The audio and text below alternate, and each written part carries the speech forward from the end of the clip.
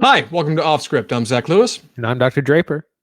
Today on the show, we're taking a look at Mortal Kombat. Yes! The fight of the century has finally arrived. We're excited to talk about it. This is, of course, the new film that just came out in theaters and on HBO Max for those of you watching at home. We're also going to take a look at the Oscars, the, what is this, 93rd Academy Awards, Andy? 91st? Something like that. 90 something. Something like that, 90 something. We're going to talk about the winners. We're going to talk about the losers, the snubs. We got all the goods. We're going to talk about some trailers that are coming up, some things you're going to want to keep an eye out for at your local cinema. And of course, first things first, we need to get to the news. Our first story this week, Sony Films will move to Disney after their Netflix window expires. Andy, for those of us who don't know what this means, what does this mean? Yeah, so this sounds a little complicated, but there's two parts to this. The first thing, Sony has inked a deal with Netflix that after a film is done with its theatrical run, it'll go to Netflix for 12 to 18 months. So that's kind of its first run of streaming or post-theater distribution. And then after that, when it hits the 18-month mark, it will then go to Disney, be owned by Disney Plus. So it'll go on Disney Plus as well as be able to be used in all their other kind of services, ABC, ESPN, whatever else. So like the big news is that it will be all of Sony properties will be distributed by Disney after 18 months of release. Yeah. Obviously, Sony has quite the library to contend with. I mean, some of the more modern features are going to be things like Spider-Man Into the Spider-Verse or any of the recent Spider-Man, I guess any of the cinematic Spider-Man films you've seen, including like Tobey Maguire forward, right? All of them.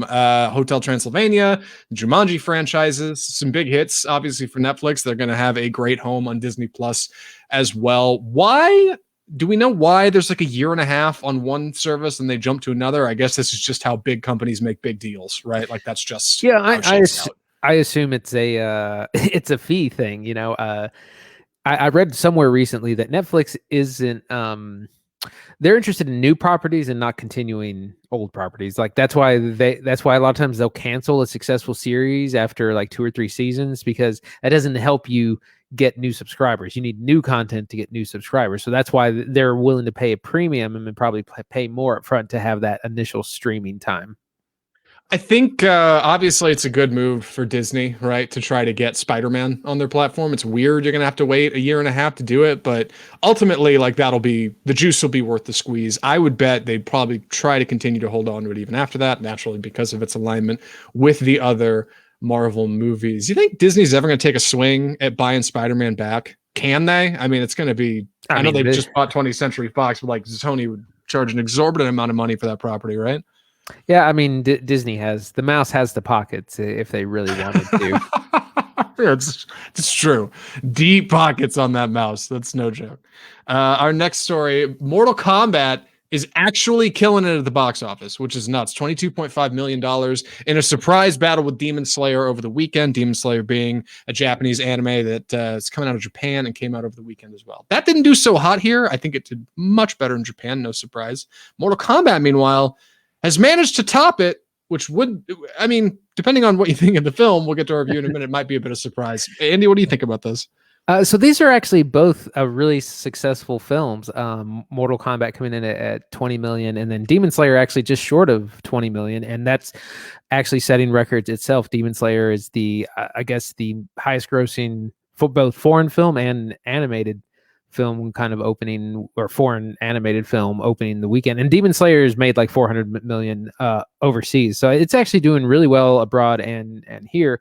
But Mortal Kombat did even better. And then we also had another story that Mortal Kombat actually had over 3.5 million views on HBO Max, which I guess they're able to measure in some way now. So a really successful opening for that movie.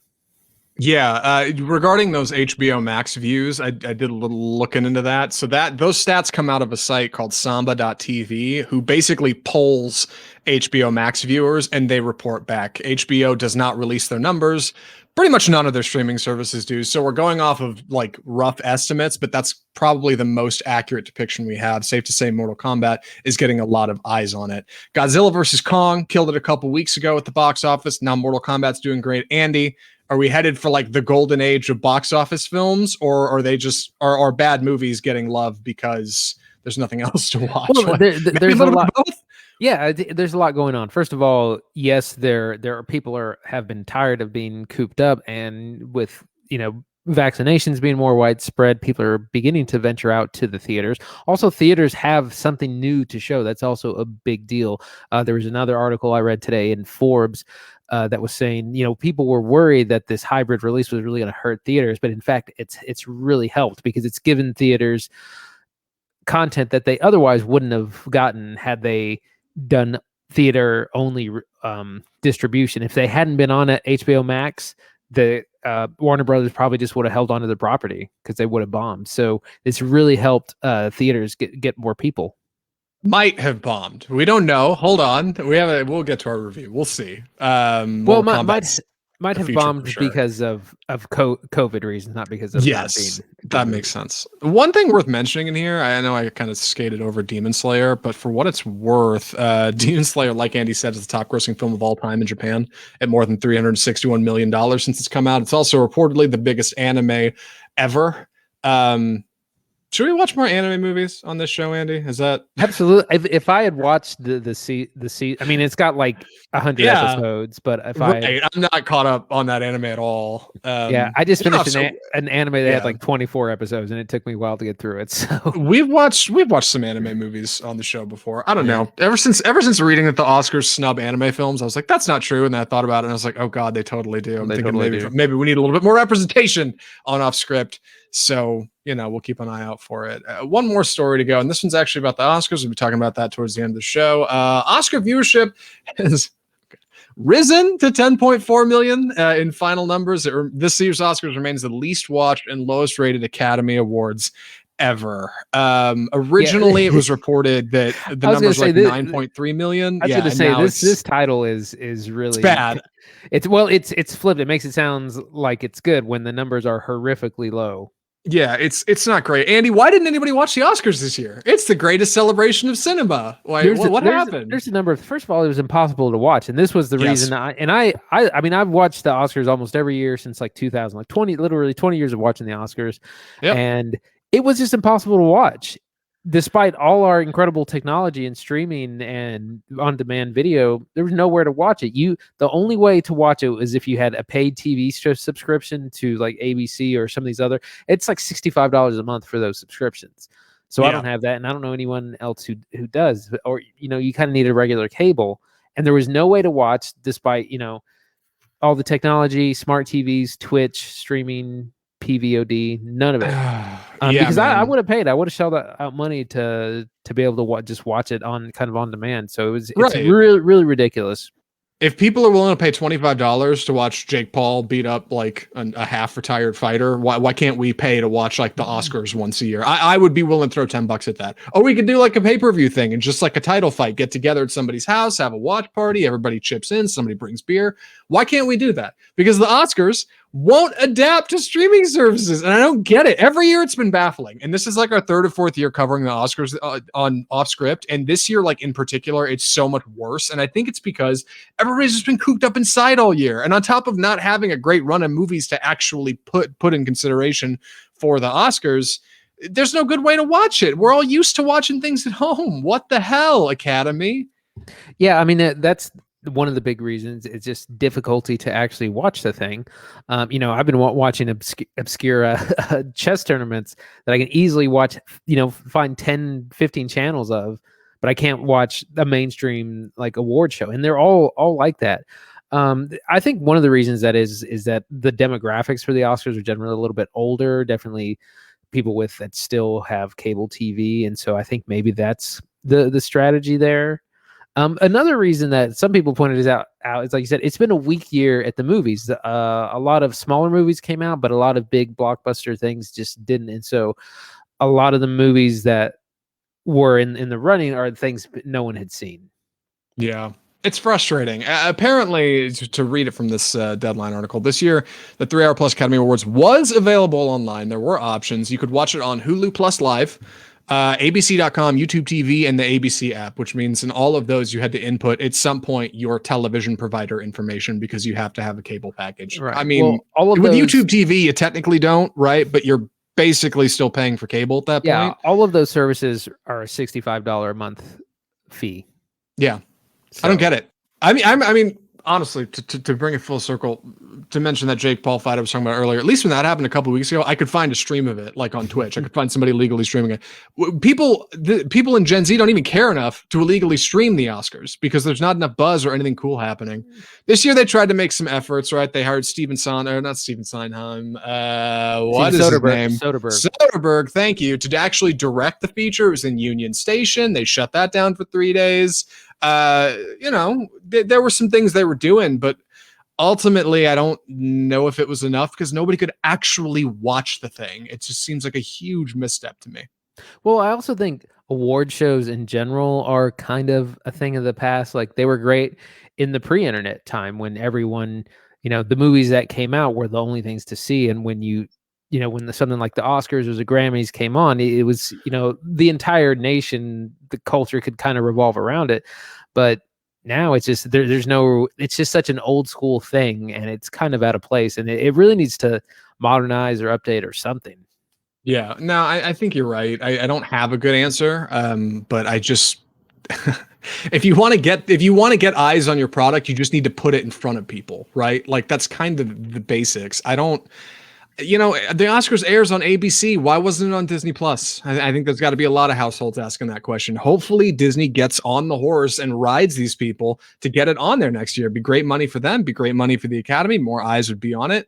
Think of the memes, Andy. Think of the memes. Yeah, there's definitely some memes being left out here. We can't forget meme potential. It's true. No meme culture. Where are the gifs the next day of like somebody tripping when they're walking up the stairs at the Oscar? Like it just doesn't happen, right? Like you don't see any of that stuff. The most I've seen of the Oscars so far is what I've read. And ultimately what's important is the results, who won, who didn't. And that's what we're going to talk about towards the end of the show. But for now, this is big disappointing in my humble opinion. So whatever, Academy. Oh, I hope you're going to get yours, but not in the ratings. With that being said, we should move on to our first and only film for review this episode. Like I said, we're doing trailers and Oscars after this, so stay tuned. I'll be taking the summary on this. The movie is Mortal Kombat. So, Mortal Kombat is the timeless story of eternal struggle between fighters and beings of different dimensions. The demons of Outworld have come to Earth, and they want to take over our planet and enslave all of humanity. Only a select group of fighters, led by MMA fighter Cole Young, have the ability to stop them and stand up against the enemies of Outworld in a high-stakes battle for the universe. Mortal Kombat is based on the video game series of the same name. It started way back in the 80s and is the reason video games have ratings today, because Mortal Kombat was too bloody right. And parents couldn't take it. Mortal Kombat is infamously gory. It is a fighting game where you're throwing these fighters against each other with their crazy powers and pulling fatalities and ripping skulls off of necks and spines and putting holes. It's great stuff if you haven't had the chance to play it. There was a film in 95 called Mortal Kombat. There's a film in 97 called Mortal Kombat Annihilation. Other than that, there has been no cinematic presence in Mortal Kombat until now. The movie came out on HBO Max and in 3D at theaters around the country if they were open near you. I'm excited to talk about it, but first things first, Andy, what did you think of Mortal Kombat? I was really disappointed. I thought I was really looking forward to this. I'm a video game fan. I'm a fan of Mortal Kombat. I saw the originals like in theater when I was a kid. Really stoked for this. And what I liked about these trailers is that it looked really grown up. It looked like we were going to kind of get a more like mature story, some really cool fight scenes and fatality stuff. And it was absolutely terrible. Like I was so angry. And I think I was angry because I was sold a movie that it turned out not to be. It turned out to be very campy, actually really boring. I was bored in the middle of it because there's all this like story they're trying to develop.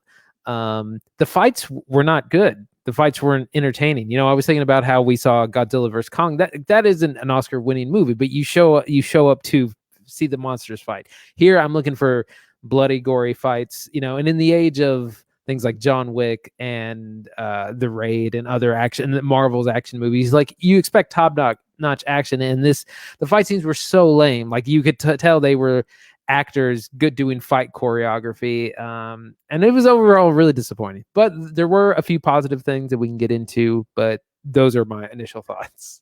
So I mostly agree. This movie definitely has problems. This is another classic example of like really good trailer, really poor execution in the film, because the trailer presents really strongly. The trailer presents this movie as like no camp, all serious, cool Hollywood effects and shots and looking stuff. The trailer features like it's a highlight reel of all the cool stuff in the movie, which is what a trailer's supposed to be.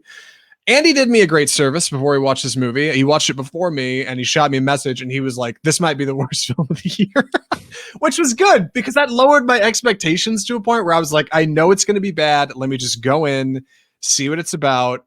And I think I came off a little bit more glowing than Andy, but ultimately I'm very glad I watched this movie on HBO at home. Had I paid to watch this in theaters, So I would have been right mad. now. Yes, but watching it on HBO, it works out great. So let's talk about Mortal Kombat. I think the best place to probably start is our loose plot, right? Our plot follows the formula of the games and the previous films. Every year, there is a mighty tournament between fighters of various dimensions called Mortal Kombat.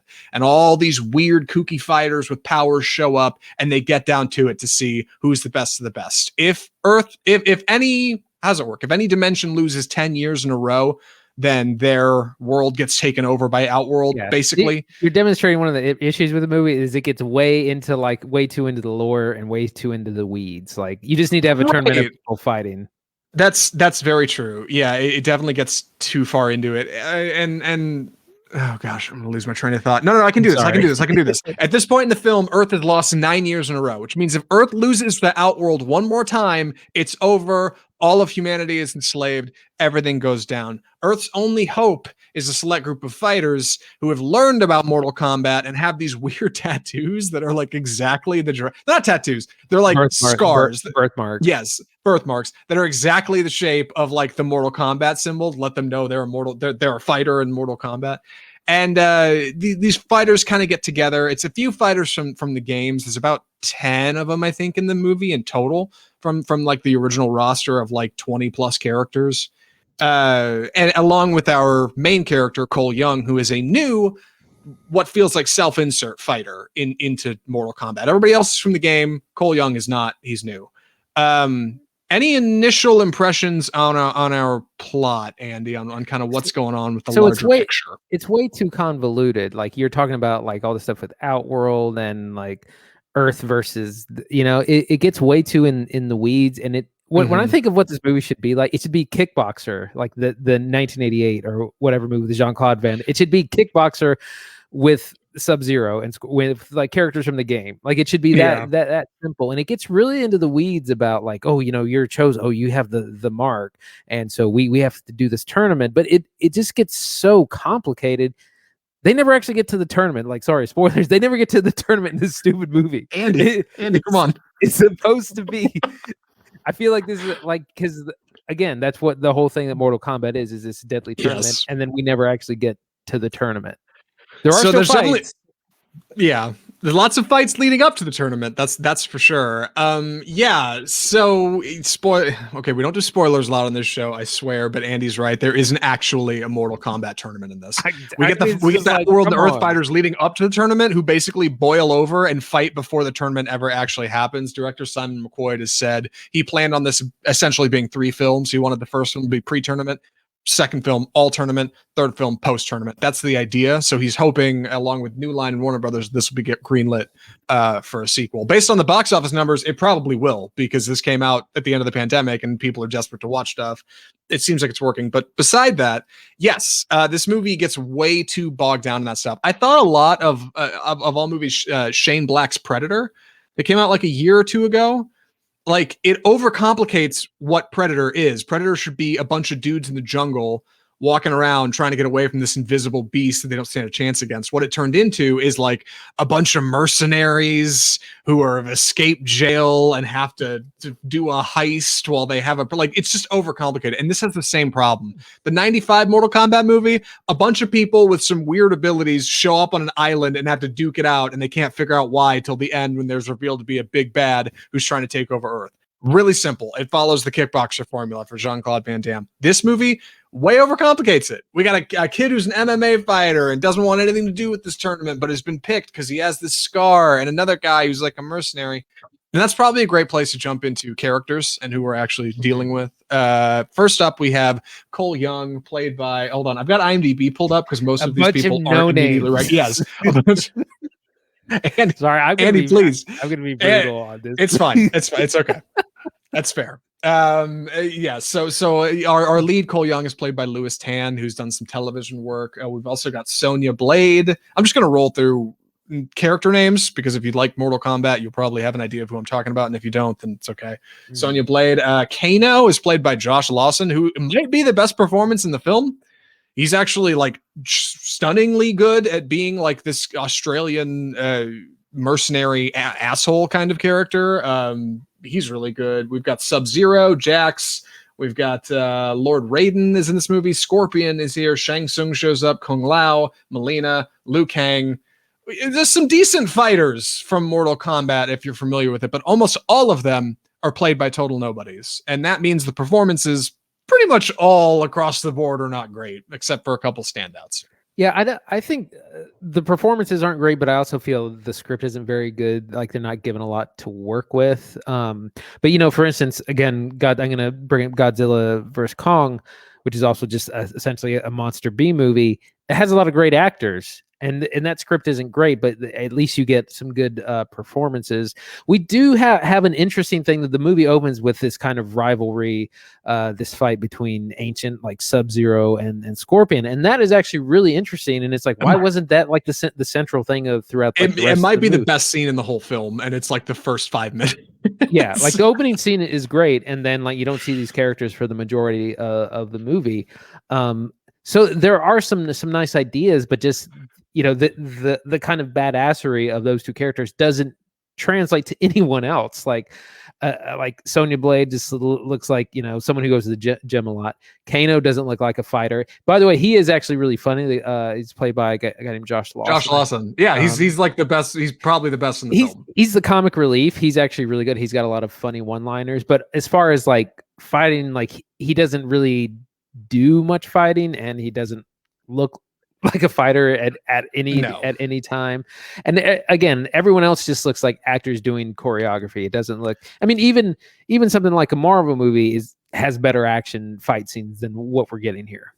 Yeah, and it's a shame. Mortal Kombat, everybody's kind of got seemingly unique powers. The film tries to explain this, which it shouldn't. That's a mistake. The 95 film never tried to do this. They explain these powers not as metachlorians, but as arcanas, I think. It's where like every Mortal Kombat fighter, as they start to train for the tournament, they're going to be fighting, and they develop like some kind of ability, and they just kind of get it. Yeah, it's like their chi or their whatever.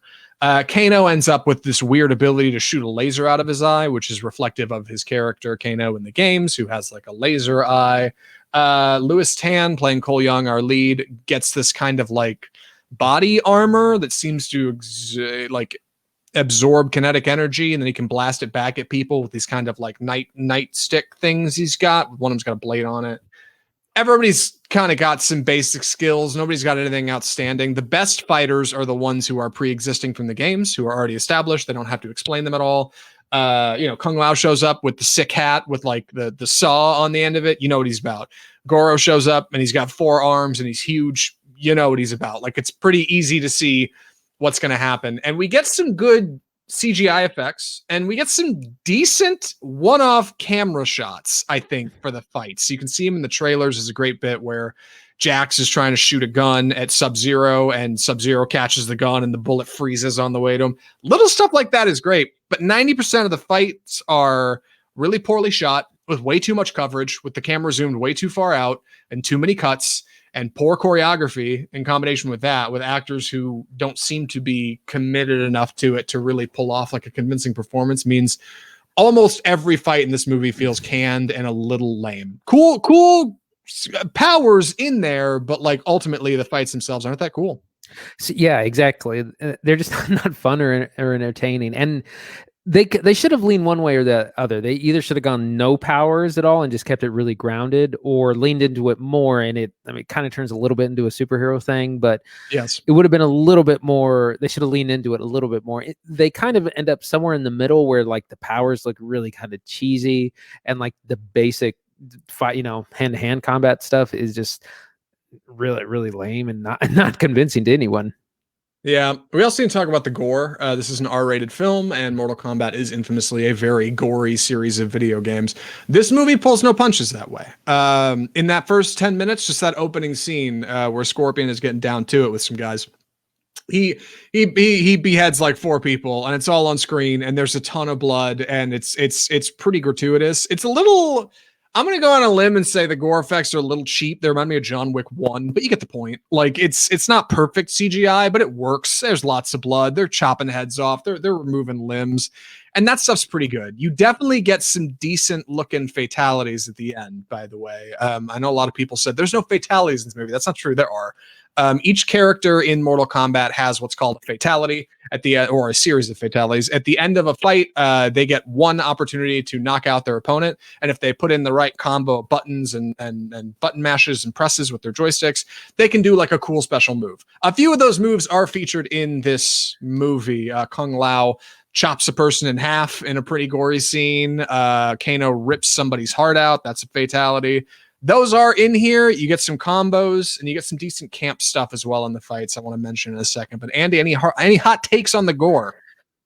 I mean, not enough is what I thought. And you're right. Like it's heavily CGI, so it's not super convincing. I kind of wanted it. I was looking for like real deal body horror, like bone breaking, poking out of the skin kind of thing. Like it's a real kind of down to earth body horror. We don't get that.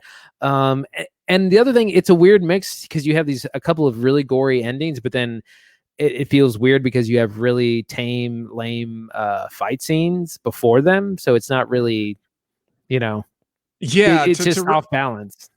To ramp up for this, I was on YouTube and I watched Chris Stuckman's review of this movie, and he said it great. He was like, 90% of this movie feels like a PG-13 romp, and then the other 10% is just unnecessarily graphic because it feels like it's supposed to be, and it doesn't make any sense. Yeah, like most of the movie feels like it's trying to be a Marvel movie. Like, oh, we have these guys with powers, and then randomly one of them will be murdered horribly in a fight, and then it'll bounce right back to like light and airy, and it doesn't really like fit tonally. And I'm not sure. I think Andy's right. They just didn't lean one way or the other. Maybe they should have gone more body horror. And for God's sake, more practical effects. I want to see some gallons of fake blood on screen, instead of a lot of it just felt like CGI, and it doesn't really sell the way it needs to. Yeah, you're exactly right, where it's so much of the movie, like you said, feels PG-13, and it's you just gotta have these mediocre characters, and like you said, PG-13 fight scenes until the very end, and so then it's weird, and then it just doesn't fit. Yes. One other thing I do want to talk about this before we move on.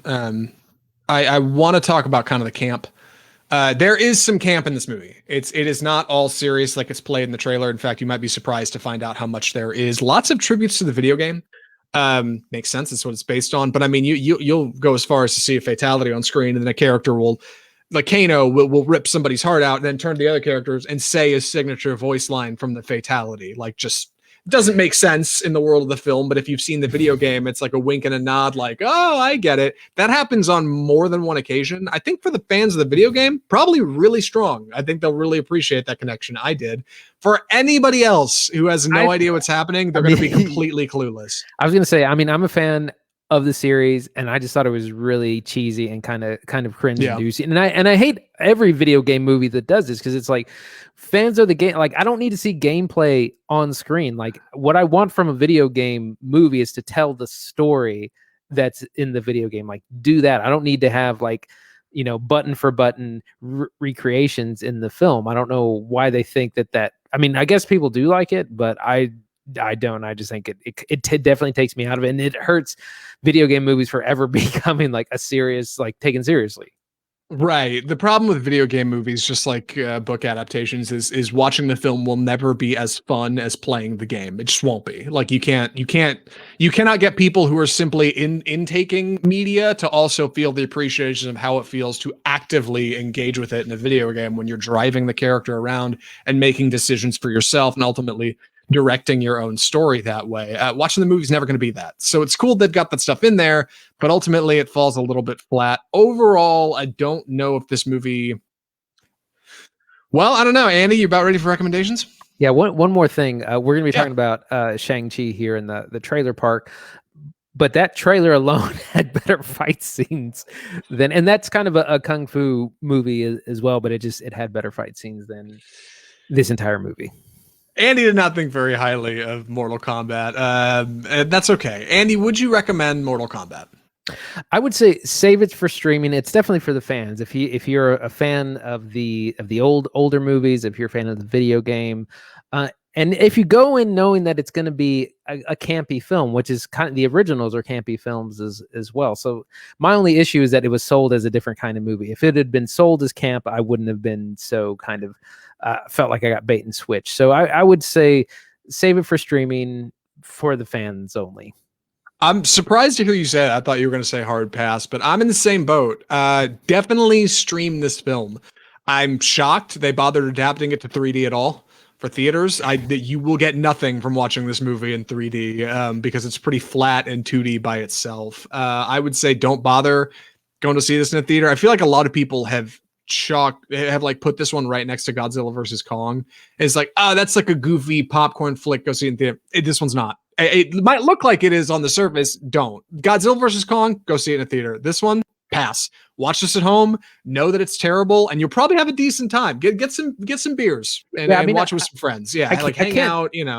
I can't deny that people, a lot of people have enjoyed this film. A lot of people they've enjoyed the camp. They've enjoyed like the cheesy lines and mediocre fight scenes. So like some people are enjoying it, and I think in the right setting, if you're a fan, I think this would make an excellent drinking game film. Yes. You could put together some funny stuff there. But yeah, overall, I was really excited about this. It looked really badass. It looked like they were going to take a really kind of mature, like Logan-esque approach. Actually, that's the level of gore we needed. We just don't really get any of that. And but it's set up for a sequel, and it looked like it did pretty well over the weekend, so we'll probably get another one of these in a few years. I'm thinking we will likely get another one as well. And I'll go see it, honestly, or watch it at home if it's available. Like, I like this enough to give it another shot. But again, I knew going in it was going to be bad. And that's a big part of this. I feel like if you walk in, like, this is going to be, like, you're just going to be disappointed. But if you're thinking, you know what, this isn't going to be that cool, but I'll check it out, it's on HBO, you'll probably have a decent time. Like, I mean that. It's not that bad, especially if you like the video game. You could certainly do worse. And with that, we should move on to some upcoming trailers. Andy has graciously agreed to take the reins on this one. Andy, you want to open us up here? It's time for the trailer park. So the first movie we're going to be talking about is a new Marvel film, really new, opening. I think this might be officially going into Phase 4. Shang-Chi and the Legend of the Ten Rings. I don't know much about this property. It stars Simu Liu as Shang-Chi, the titular character. From the trailer, we learn about this character who has been given 10 years to kind of live his life on his own. And before, apparently he was trained to be a fighter, to be able to protect himself and his family from, some evil clan or something. And now that time is up and that clan is back and he has to fight the bad guys. We don't get a ton of story details. We get a lot of scenes, a lot of action. We get a lot of really cool fight scenes, a lot of kind of Eastern cultural references. I don't know if I think Shang-Chi is Chinese. And the 10 rings are sort of rings of power. I think in the comics they're like rings you put on your finger, but in this they've changed it to like big bracelets go on your arms. I assume the titular character will get some power from these at some point. So we get a lot of action. We have Awkwafina's raspy voices in this as well. She's the comedy relief, and she's actually pretty funny. I think this looks great. I've watched this trailer several times. It really got me hyped up and excited for what Marvel has to bring, and that's coming out in September. So I think this looks okay. I think I'm a little jaded by I've been watching Falcon and Winter Soldier like every week. So I'm already a little deep in Marvel content lately. So I watched the trailer for this and I was like, okay, yeah, that looks like more Marvel stuff. I hope Shang-Chi is cool because I like the cast list. I think there's some charismatic performances in the trailer. I just don't know enough about the hero, and I'm worrying he's straying a little more towards like the Luke Cage end of like hero abilities where he's just a tough guy. And I'm like, I want somebody who's got a little bit more pulp. I want him to lean into that family relationship a little bit with his dad. I like this mention of like, I gave you what, 10 years or something to live your life. Like, okay, that's cool. I like Aquafina in there. I'm interested. I want a good final trailer to get me over the finish line. But either way, I'm gonna go see it. I hope it's good stuff, man. I'm definitely interested in Shang-Chi and the Legend of Ten Rings. Yeah, me too. Yeah. What? I was gonna say I also liked your bit about all the fights in the trailers being better than any of the fights in Mortal Kombat. I disagree, but I hear you. Yeah, the fights look great. I mean, it's typical Marvel fight, but it's more like kung fu style of a film. And some of the action stuff just looks really, really awesome. And I'm interested to kind of get to learn this new character. Me too. Also, one more thing before I jump into the next trailer. Speaking of Aquafina, I rewatched The Farewell this weekend on Amazon Prime. Oh, nice. Movie's good, man. 2019. That movie holds up great. You should go check out The Farewell, Aquafina's first like drama feature. Anyway, our second film we're talking about is a Danish film called Riders of Justice. Now, we just not that long ago did a Danish film starring Mads Mikkelsen. This also is a Danish film starring Mads Mikkelsen. This tells the story of Marcus, who finds out one day that his wife was tragically killed in a subway accident. He's forced to take care of his daughter following that. He's grizzled, he's got a big beard and a shaved head, looks like a freaking prison guard. And he's doing his thing one day, living in grief, when a young mathematician arrives on his doorstep who's on the train with his wife and explains that this was no accident. And he and his two colleagues team up with Marcus to, I assume, get vengeance on whoever I assume bombed the train. The trailer doesn't exactly give it away. They kind of just give you that bit of tone at the beginning, and the rest of it I'm piecing together off IMDb. But looks dark, looks grim, and Mads Mikkelsen's underrated. Andy, what do you think? I was really stoked for this trailer. I saw it a few days ago, and I was like, we got to talk about this. I think what's a little bit different here is, so Mads Mikkelsen is, grizzled Army veteran who can kick ass and take names. But the kind of crew he's working with are just kind of average working class, like almost like the guys from Another Round that he was in, and they're part of the revenge team, and so he kind of has to train them. And they're like, one guy, as you said, is a mathematician, another guy is like a tech expert. So they're like laymen. They're not soldiers. They're not tough guys. And so he kind of has to train them to like use weapons and things. And so there's actually a lot of humor with it as well. But it looks like a pretty brutal revenge story. And that's going to be coming out in the summer. Yeah, I was going to say, it looks like it's coming out really soon. So we'll keep it here on Off Script for more about Riders of Justice. Andy, last one? Yes, so during the Oscars was the premiere of the new trailer for West Side Story, which is being directed by Steven Spielberg. This is the first we've seen of it. It was just the teaser, so we didn't get too much. We got a lot of music. We got a lot of just kind of the look of it, which is a much more updated. And if you're not familiar with West Side Story, it's basically Romeo and Juliet in 1950s New York. Ansel Elgort, who played Baby in Baby Driver, plays Tony, and then newcomer Rachel Zegler is playing Maria. And it looks great. I mean, it's a new updated production. Like the street gangs actually look like street gangs instead of professional dancers. And the music, like one of the things I love about these remakes are when they update the music and the score, and the music from West Side Story is really well known as well. So it looks really great. It looks. I'm glad to finally see our leads. I'm glad to see kind of the tone of the film. Looks really good, and that's coming out in December. Yeah, I'm really excited to see this one. I've talked about it on the show before, but I'm a Not really closet. I'm definitely a closet musical fan. I think musicals are underrated. There's something about the formula of having to move your plot along via music while also entertain your audience and keep people engaged through 3 acts that is particularly interesting to me. And every once in a while, you get a bop. You get something sweet like, I don't know, Sweeney Todd. So I'm excited to see this. I'm also excited to see Ansel Elgort doing more of his thing. I like Baby Driver. I still have a Baby Driver poster hanging above my computer with a post-it over Kevin Spacey's face. And I actually like West Side Story. And frankly, and this is the thing I'm most excited about, this looks like actual good Spielberg. Like, I feel like I haven't seen good Spielberg in a minute, man. And I watched this trailer and I was like, oh, this is like quality Spielberg again. This is him doing a passion project that he really wants to. I think Spielberg knows this is a remake. He's not fooling anybody. And it looks like in a lot of ways, he's not trying to like drastically redo what West Side Story is. Far from it. I think he's paying tribute to what it can be, and it looks really good. I'm very interested. This is only a teaser. This is not like a full-on In the Heights trailer or anything, but it's a definite start, and I really want to see more. I'm excited to see West Side Story at this point. Yeah, same here. Yeah, so we'll have to see. And with that, we should probably move into our gosh, the reason everybody's here, right, Andy? How do we want to introduce this? It's time to talk about the Oscars. Perfect. All right, so Sunday was the 93rd annual Academy Awards, otherwise known as the Oscars. Hollywood's kind of biggest night, where they recognize top films, acting, and a bunch of technical awards as well. I was not able to watch the Oscars because they make it impossible to actually watch. And even last year when I watched it, I had to go to like a bar or something that was playing it.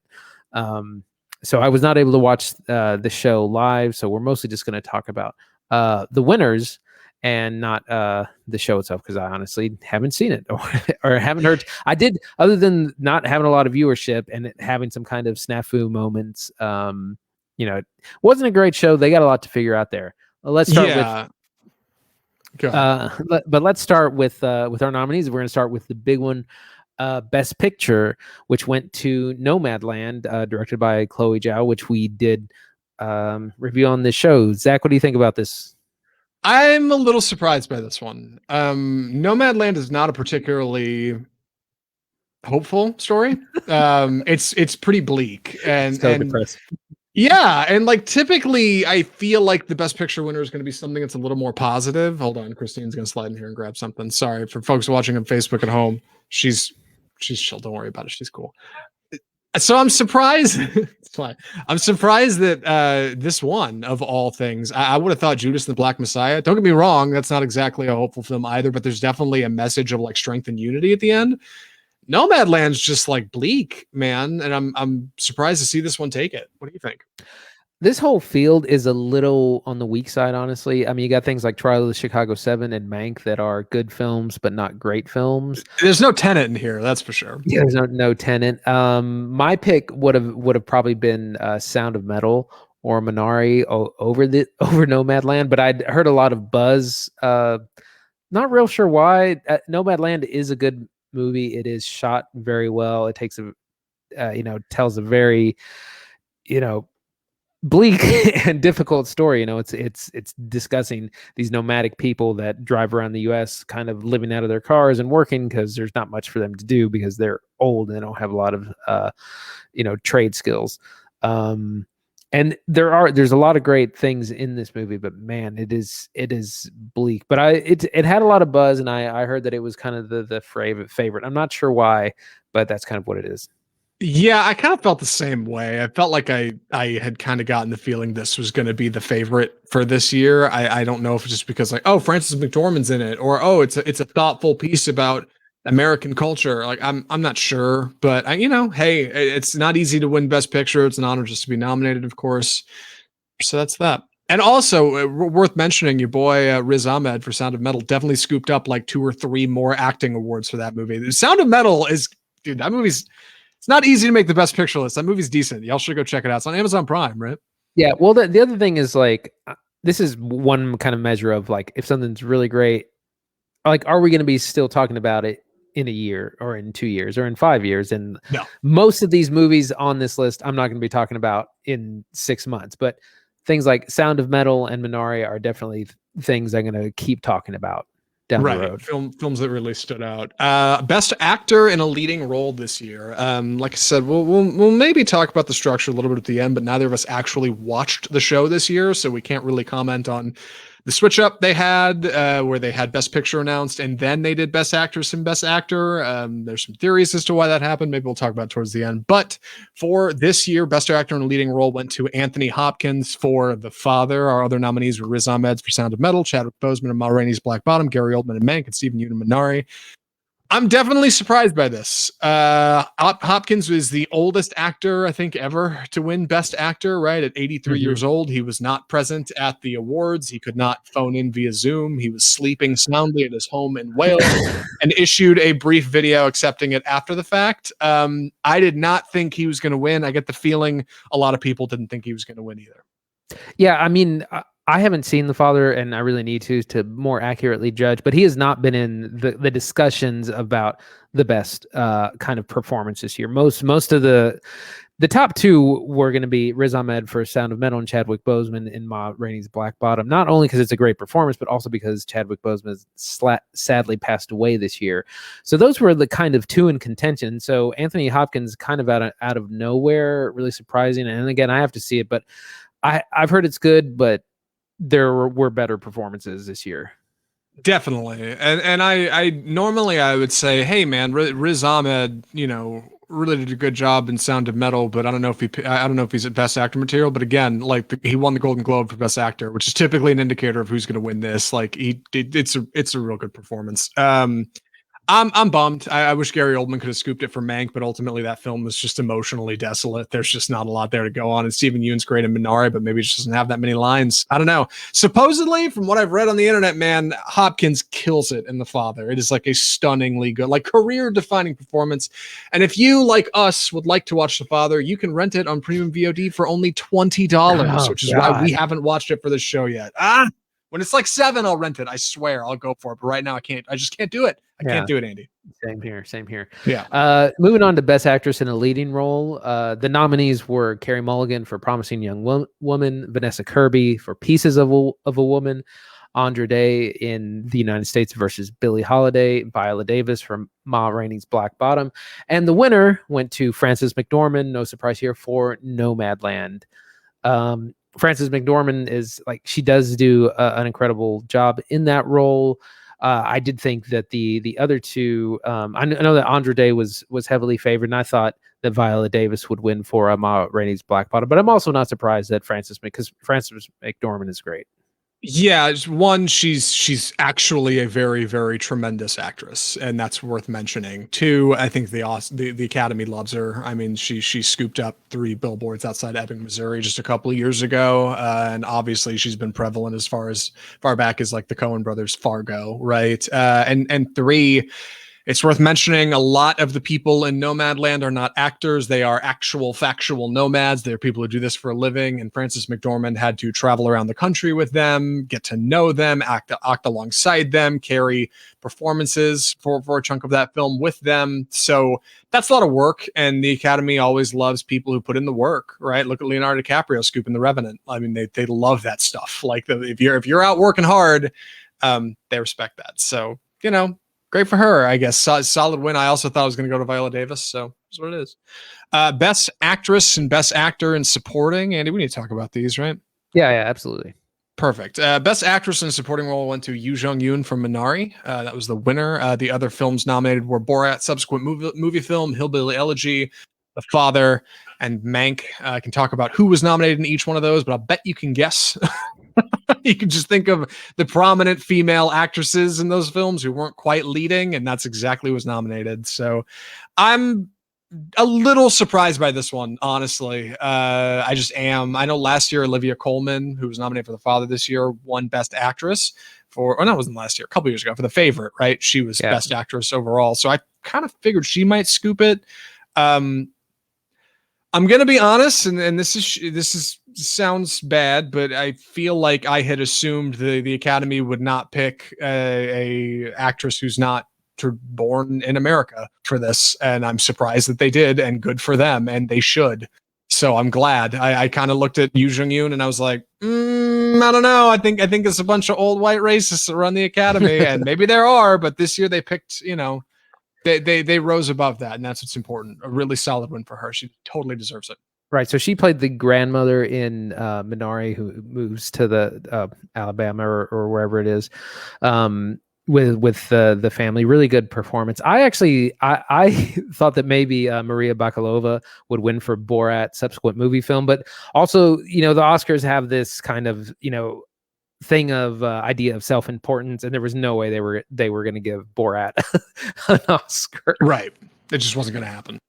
Moving on to Best Actor in a Supporting Role, we had Lakeith Stanfield for Judas and the Black Messiah, Paul Raci for Sound of Metal, Leslie Odom Jr. for One Night in Miami, Sacha Baron Cohen for The Trial of the Chicago 7, and Daniel Kaluuya, who won for Judas and the Black Messiah. This is kind of complicated because both him and Lakeith Stanfield were both nominated in supporting role, and they're both kind of the lead in the movie, so I was worried that it was going to split the vote, and neither of them were going to win. But Daniel Kaluuya definitely deserved it. Really incredible performance there. Yeah, the only thing that frustrates me about this category is that Daniel Kaluuya and Lakeith Stanfield were both in it, because that means only one of them could win. They were both really tremendous in those films. I don't know if Daniel Kaluuya would have won Best Actor had he been nominated for just Best Actor and not Best Supporting Actor.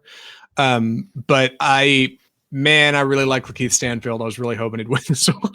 But I get it. Daniel Kaluuya ultimately has the stronger performance in the film. I mean, a solid category. And again, Sacha Baron Cohen for Trial of Chicago 7. I just feel like they couldn't let Borat be on the ticket this year. He's a great actor. All of them are great actors. So solid picks. Best director this year went to Chloe Zhao for Nomadland, which also won Best Picture. Other nominees include Thomas Vinterberg for Another Round, that Mads Mikkelsen movie we were talking about earlier, Emerald Fennell for Promising Young Woman, David Fincher for Mank, and Lee Isaac Chung for Minari.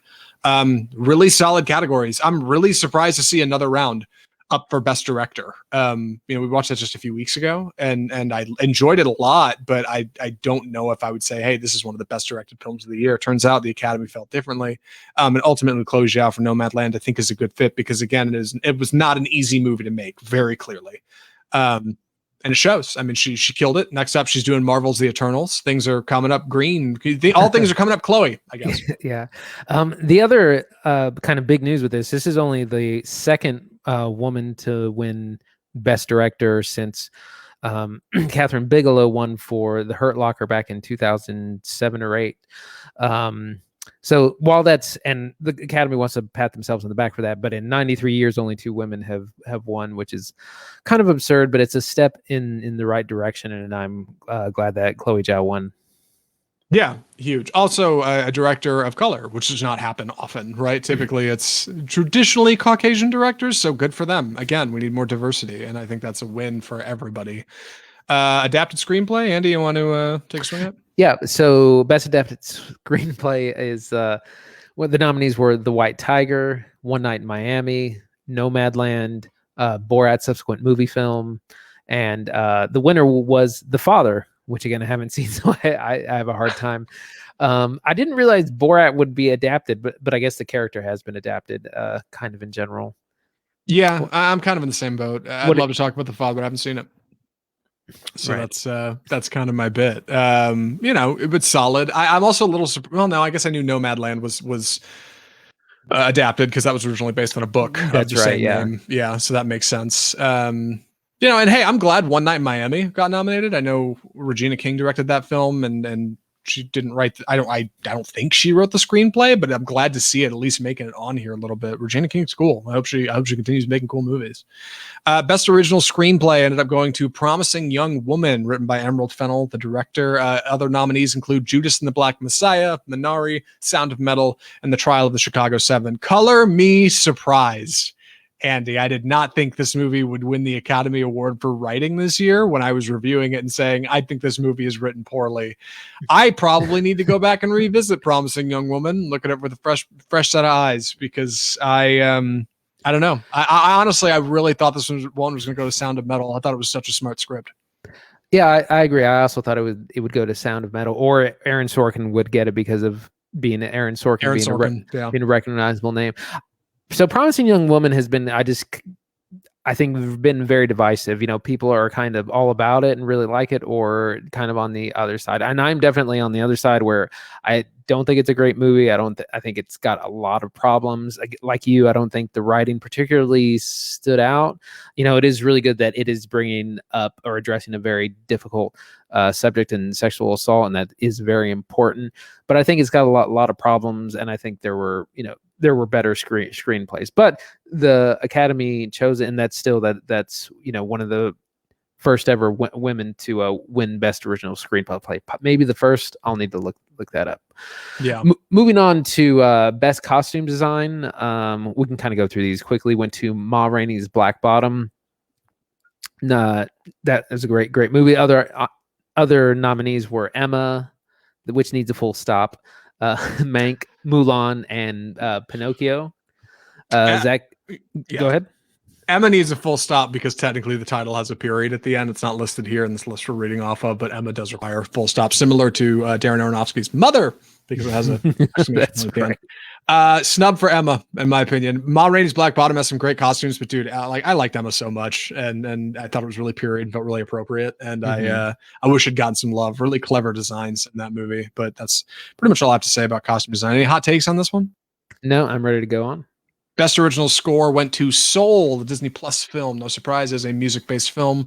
The music was handled by Trent Reznor and Atticus Ross. Chalk that up with another Oscar for those guys. Who would have ever thought the guys from Nine Inch Nails would be killing it at the Academy Awards? Other nominees include Da 5 Bloods, Mank, Minari, and News of the World. And the only other thing I have to say about this is Trent Reznor and Atticus Ross also did the score for Mank, which means these guys were nominated for 2 Academy Awards in the same year. That is a stunning year for otherwise really, really tremendous music auteurs. Andy? So Soul, I think, definitely deserved to win, but I will still say it's a tragedy that Tenet was not nominated for Best Original Score. It's probably the best score I've heard all year, and maybe in the last few years. Really memorable. It's in my soundtrack playlist on Spotify. The rest of these, I cannot tell you what I just don't remember anything from them. The 5 Bloods, don't remember the score. Mank, don't remember it even having a score. Minari did have a good score. News of the World, completely forgettable. So a lot of these, a lot of times it's just about Oscar campaigning and how much is done. And I know that Tenet was not heavily campaigned for, but Ludwig Göransson, who did the score for Tenet, is really being overlooked here. Yeah, I agree wholeheartedly. 2 points. 1, Andy's on Spotify now, and if you have the means, you should totally go follow him and check out his soundtrack playlist. It's pretty dope. And 2, Mank got a good score. Shut up, Andy. Mank got a great score. You just don't know. Best animated theme for Mank. Well, I know they played it all on old instruments. So hum the theme. That's too much. How dare you call me out on my own? How could you? What do I jump into next? Best animated short, best live action short, documentary feature. Why don't you jump into documentary? Sure. Best documentary feature went to My Octopus Teacher. Other nominees include Collective, Crip Camp, The Mole Agent, and Time. I love a good documentary. I've watched none of these this year. I really wish I could say I've watched more. Me too. And I don't know how that is, considering there was so much on streaming and we couldn't leave the house. I haven't even heard of most of these. So maybe some homework for off script. We can go back and start revisiting these. And we got some slow weeks coming up. I have heard of My Octopus Teacher, which is it's on Netflix, and it's about a guy who works with an octopus, and apparently he learns a lot from the octopus.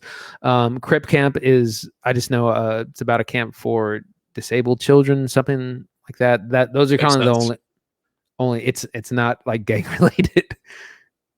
No, right. I didn't even put that together. No, I definitely thought it was short for, I assume short for cripple, which is, not great. What else do you want to jump into? Best international feature film. Let me just go with the winner, which is Another Round from Denmark, which we did review on the show. Some of the nominees were Hong Kong, a film called Better Days, Collective from Romania, The Man Who Sold His Skin from Tunisia, and Quo Vadis Aida from Bosnia and Herzegovina. Another Round, great film. We reviewed it on the show. Solid pronunciation on Bosnia and Herzegovina. I can't even do it. Yeah, another round. Rock solid. It's on Hulu. You can go watch it now. Don't be afraid of watching films with subtitles. They're good for you. It's like eating your vegetables. Best sound went to Sound of Metal. How appropriate. Other nominees include Greyhound, a Tom Hanks movie, News of the World, also a Tom Hanks movie, Mank, and Soul. The only other one I thought had a chance here was Soul, but I'm really pleased Sound of Metal took this one. They did some really great sound work in that film. Yeah, one of the things that's amazing about Sound of Metal, and one of the reasons I'm going to be talking about it for years to come, is because the sound design is meant to make you feel like Ruben, the main character, played by Riz Ahmed, who goes deaf, and very slowly, just he loses his hearing and he has to learn to become deaf, and you go on the journey along with him with sound, with his frustration when he sees people's mouths moving, but he can't hear what they're saying, can't understand them, he can't be understood himself. It's a really, really incredible insight into what that, like, being deaf and deaf culture, and it's really incredible. Yeah, really fantastic sound editing. Yeah, the way the sound just kind of gets sucked out of that film, like slowly over time, is really fantastic. In collaboration with the subtitles, which are all very intentional. Really fun watch experience. Man, this is a glowing Sound of Metal review. It is, yeah. Like Yeah. I really, that would have been my choice to win most everything. It won a few here. It wasn't so bad. Jumping into, what do you want to jump into next? Editing. Yep. Also, Sound of Metal. Who knew? Yeah. Who was the winner? Good editing in that film. Other nominees were included The Father, Nomadland, Promising Young Woman, and The Trial of the Chicago 7. I'm not too surprised by this. The only thing I'm surprised by here, honestly, is Tenet wasn't nominated and won. Dude, the editing in Tenet is so good. I was talking to Christine about it this morning. There's shots I've seen it twice now. There's shots in Tenet, like, I still don't know how they did it. And I edit videos for a living. Like, you'd think I would be able to figure this out, and like, it's some really stunning stuff. So bummed that's not on here, but Sound of Metal, I mean, again, great sound editing, great film editing. It comes together. Yep. And with that, we're going to move on to Best Cinematography, which went to Mank. No surprise there. Really incredible kind of recreation of the Citizen Kane 1940s style. Other nominees were Judas and the Black Messiah, News of the World, Nomadland, and The Trial of the Chicago 7. Zach, your boy Mank on the board.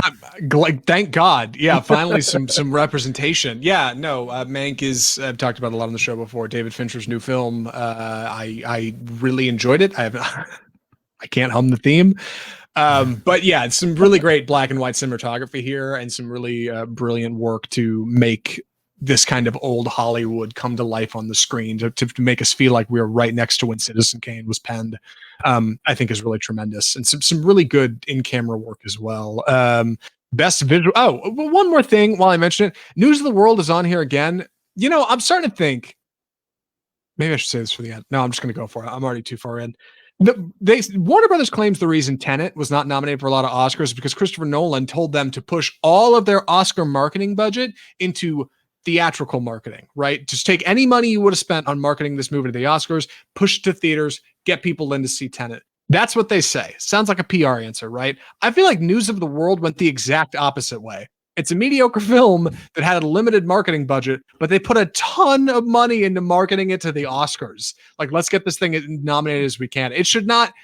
Dude, you're going to see News of the World in Walmart DVD bins in like 2 years, and it's going to say at the top, like, nominated for 7 Academy Awards. And like, that is such a farce. That movie is not an Academy Award.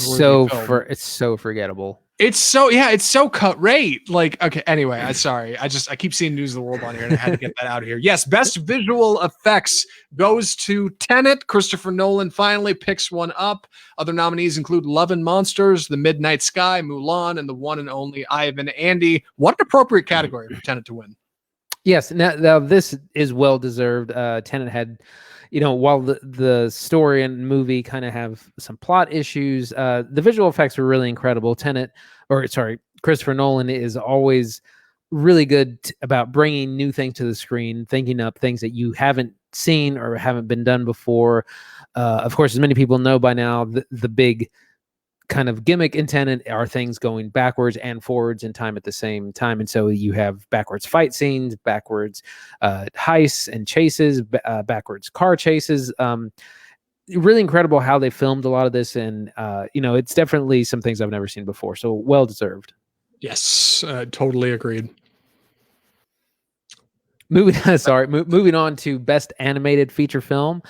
Kind of our last of our big categories. The winner was Soul, Pixar Soul. Not a surprise to anyone. Well deserved. Other nominees included Onward, also a Pixar film, Over the Moon, a Shaun of the Sheep movie, Farmageddon, and Wolfwalkers. No surprise. There's Pixar always a heavy hitter when it comes to the Oscars, and Soul's a great film, so well deserved. Yep. Same. I nobody was surprised by that. I feel like that's like if you were doing one of those Oscar bingo cards at like an Oscar watch party, that would be the free space in the middle. Like, what's going to win best animated? It's Soul. Like, obviously, it's the better of the two Pixar films that came out this year. It is rare that Pixar loses, and usually it's to a really, really lucrative studio like the one that made Wolfwalkers. I'm bummed Wolfwalkers didn't get over the mark, but I mean, Soul came out for free on Christmas. What do you expect? The last category I think we're talking about, there's not even really a whole lot to talk about here, is best makeup and hairstyling that went to Ma Rainey's Black Bottom. Other nominees include Emma, Hillbilly Elegy, Mank, and Pinocchio. Three things here. One, Ma Rainey's Black Bottom has tremendous makeup and hairstyling. Viola Davis is transformed in that film. She doesn't even look like who she really is, and that totally makes sense to me to win. Two, I still think Emma was snubbed. That movie's got some great stuff going on. Really solid makeup, hairstyling, and costuming. And I'm bummed it lost in both categories, but it's an honor just to be nominated. Three, when I see Hillbilly Elegy nominated here, all I think of is like Glenn Close's awful like afro looking thing. She's got Hillbilly Elegy. Give me an Oscar. Her like costume. crack pipe. Yeah. So the other thing about Emma, I think the reason Emma is gotten forgotten is because it essentially came out like over a year ago. It came out February 2020 before the pandemic, and they pushed the Oscar eligibility forward. So it's kind of, it's a 12, 13-month-old film, which is a little bit old for a lot of the stuff. And I think it's just kind of a little bit out of mind. I did want to talk about Best Original Song real quick. The winner was Fight for You from Judas and the Black Messiah, which I don't really remember, but I wanted to hum the theme to Judas and the Black Messiah. Hum it. Yeah, but I did want to mention that a song from the comedy Eurovision Song Contest, The Story of Fire Saga, Husavik, which was the comedy with Rachel McAdams and Will Ferrell. So they had a song, although the only one I can remember there from that is Ya Ya Ding Dong. Ya Ya Ding Dong. That's the only one I can remember from there. And that's the Oscars. Those are the winners and non-winners, not losers, from this year.